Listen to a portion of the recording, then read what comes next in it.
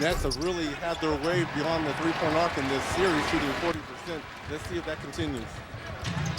Ari Hughes taking the first Cavaliers shot of the game. Here's Jason Kidd off the mark, but gets his own rebound and has it blocked from behind out of bounds.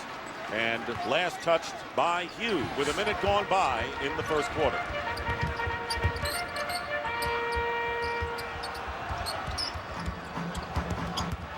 Pass into Moore.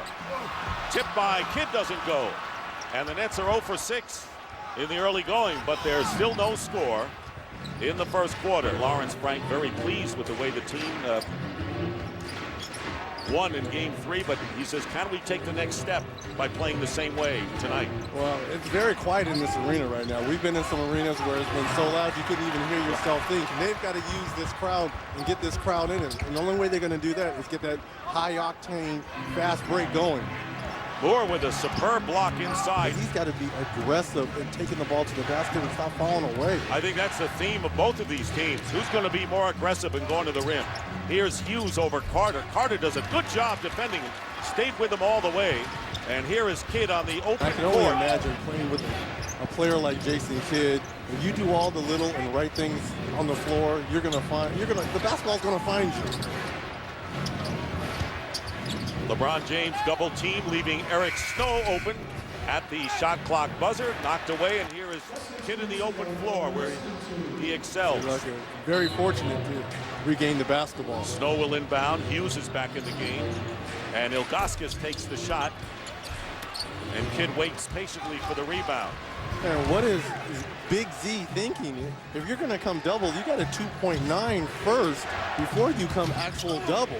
Pavlovich too hard on the reverse layup. And here's the Nets in the open floor led by Kidd. And here is Pavlovich into the hands of James. Vince Carter can get that shot anytime he wants on that pick and roll coming off of Zadrunas.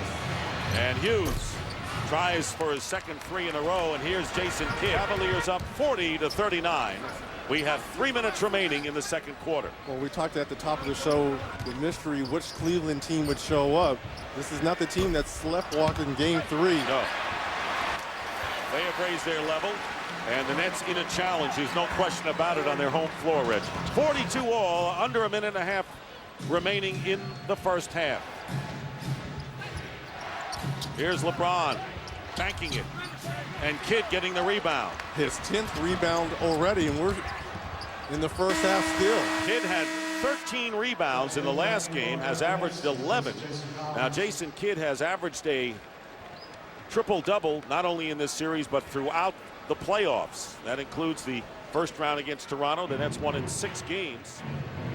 Well, took over sole possession of second place for playoff triple-doubles ahead of Larry Bird. Behind Magic. Who's number 1? Magic sitting there saying, let's see you catch me. Not in this lifetime. No one's going to catch him. Turnaround by Gooden, short. And there's Kidd with another rebound and another break. So we're seeing Jason Kidd do it all right now with his rebounding and passing. 4 assists in the game, and the Nets up by 2. Well, it's almost safe to say he just got to pick up his scoring, but the hardest thing to get in the triple-double is the rebounds. He already has that.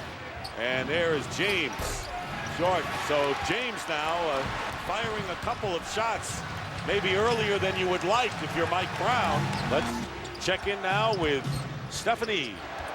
Thank you. I talked to head coach Mike Brown. He's obviously concerned about their defense, saying they have to do something to slow Mikey Moore down. And, of course, the offensive rebounds. Jason Kidd has 3, which is the total that the entire Cavalier team has. So 13 assists by the Nets starting backcourt. Pretty impressive. Well, with this Nets lineup that's on the floor right here, because of Boki Nakbar's three-point ability, it's stretching the floor, and the rotations are slower in the pick and rolls to Mikey Moore. Nets at one point had an 8-point lead. The Cavaliers were up by 7. Now Cleveland trying to get the edge here with 10 on the shot clock. Jefferson guarding James, pulls up. Here's a 3. Long rebound, and here's Kidd. 3-on-2 break.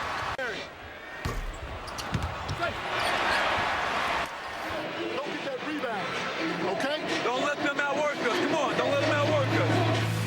That's Mike Brown saying, don't let them outwork us, because it's there for the Cavaliers to take the commanding lead here. Really, I thought that was Coach Malone, the assistant coach for Mike Brown over there talking.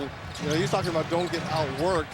11-5 offensive rebound in game 3 that they lost that battle. So Mike Malone telling them don't get outworked. You can't let that happen 2 games in a row. But down the stretch, chances are it'll be one of the heavyweights that will have to take charge for this game to be decided. James and Jefferson parrying. Fall away by James, in and out. And Kidd gets another rebound. 15. That's unbelievable. Steal. But I just got to say, this is remarkable what we're seeing from Jason Kidd at the age of 34. A 6'3", 6'4" point guard, 15 rebounds. Kidd 2 for 12, getting it done off the boards, and 7 assists, but not in the scoring department to this point. Well, you said the Stars got to step up. Now it's Vince Carter's time now. Offensively, he has to carry this team. And Hughes, 2-point attempt, and here is Kidd, and off the foot of Snow, and it's should be Nets ball, and it is. And Jason Kidd, by the way, with 16 rebounds, has tied his playoff career high. So that's where he's getting it done for New Jersey. He's not a good defender. 3-point game. Jefferson out to meet LeBron.